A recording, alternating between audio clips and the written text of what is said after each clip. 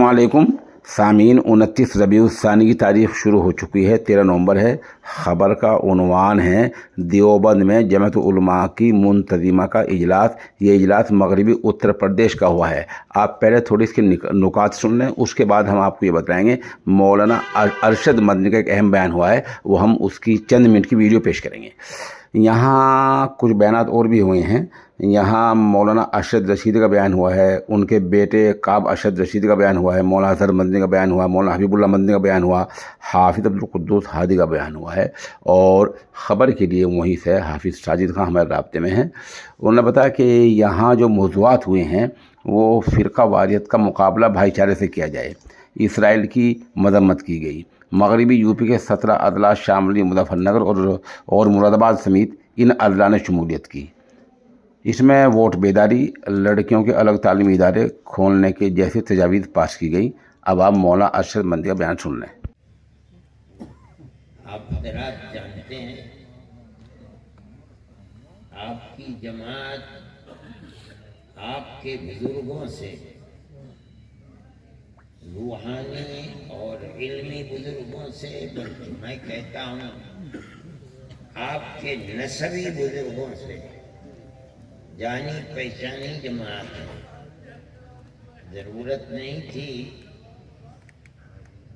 कि हम यूपी और दूसरे सूबों में ख़ास तरीक़े पर चंद ज़िलों के लोगों को बुला करके उनसे बात करें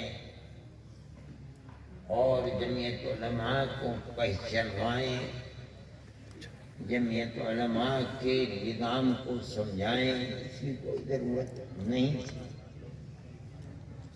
लेकिन मुल्क की बदकिस्मती, हमारी बदकिस्मती, सारी दुनिया के अंदर बसने वालों की बदकिस्मती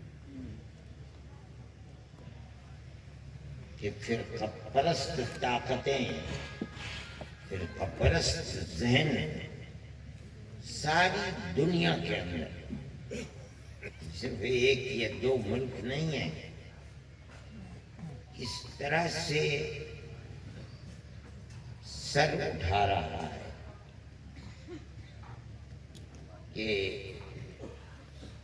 उसके लिए मुतवाज़िन तरीक़े पर अपनी ज़िंदगी गुजारना, फ़िरक़ा परस्ती के मुकाबले में प्यार और मोहब्बत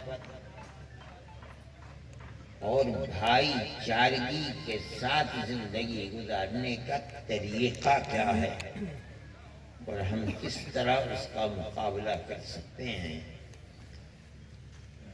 ये एक पुराना सबक है, उसको याद दिलाने की ज़रूरत है। आपके हाथ में ताकत नहीं है। फ़िरक़ा परस्त ज़हनियत की आज की सूरत हाल में अगर आप खुदा के सामने खड़े होकर जालिम के लिए बद्दुआ करते हैं तो आपको पकड़ कर जेल में बंद कर दिया जाता है। ये फ़िरक़ा परस्त ज़हनियत है। अगर फ़लस्तीन के लिए अपने मुज़ाहरे के हक़ और एहतिजाज की बुनियाद पर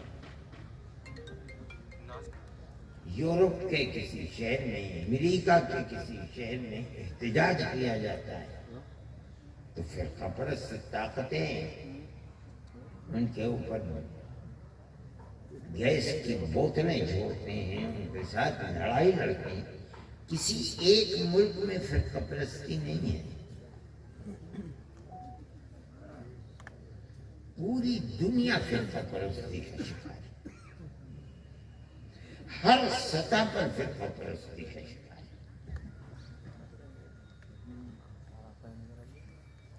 आपने अपनी आंखों से देखा होगा, अगर इस्राइल ने बमों की बारिश करके हजारों बच्चों को कत्ल कर दिया, हजारों औरतों को कत्ल कर दिया, ہزاروں جوانوں کو قتل کر دیا۔ امریکہ جیسے ملک کا صدر آتا ہے اور دنیا کے سامنے ان بے گناہ بچوں کو قتل کرنے والی طاقت سے ہاتھ ملاتا ہے، یعنی بالفاظ دیگر کمر تن کرواتا ہے۔ یہ دنیا کی صورت ہے، میں کسی ایک ملک کو نہیں کہہ رہا ہوں، یہ زمانہ ہے۔ میں نہیں جانتا ہوں کہ ایسا زمانہ کبھی دنیا میں آیا ہوگا۔ اس صورتحال کے اندر آپ کو کرنا کیا ہے، آپ اپنی زندگی کس طرح گزاریں، جمعیت علماء اپنا فرض سمجھتے ہیں۔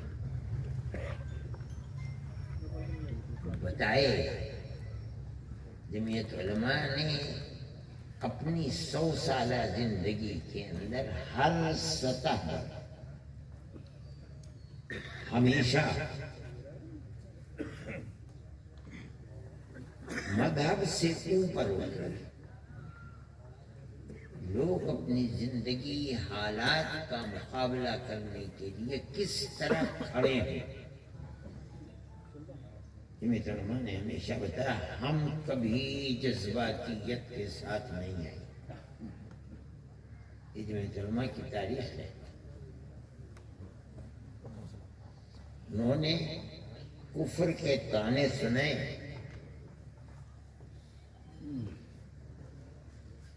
ان کے گلے میں جوتے کے ہار ڈال دیے گئے، قتل کرنے کی سازشیں کی گئیں، انہیں کافر بتایا گیا کہ یہ لوگ اسلام کے دشمن ہیں، ہم ہندوستان کے ٹکڑے کر کے اسلام کی بنیاد پر ہم دوسرا ملک چاہتے ہیں۔ جمعیت علماء اس کی مخالف تھی۔ وہ یہ کہتے تھے کہ ہندو مسلمان ملک کے اندر 2 قومیں ہیں الگ الگ، ہم مسلمان قوم کے لیے الگ اسلامی ملک چاہتے ہیں۔ جمعیت علماء اس کی مخالف تھی۔ جمعیت علماء نے کبھی جذبات کا ساتھ نہیں دیا۔ جمعیت علماء یعنی ہمارے بزرگوں کا نظریہ یہ تھا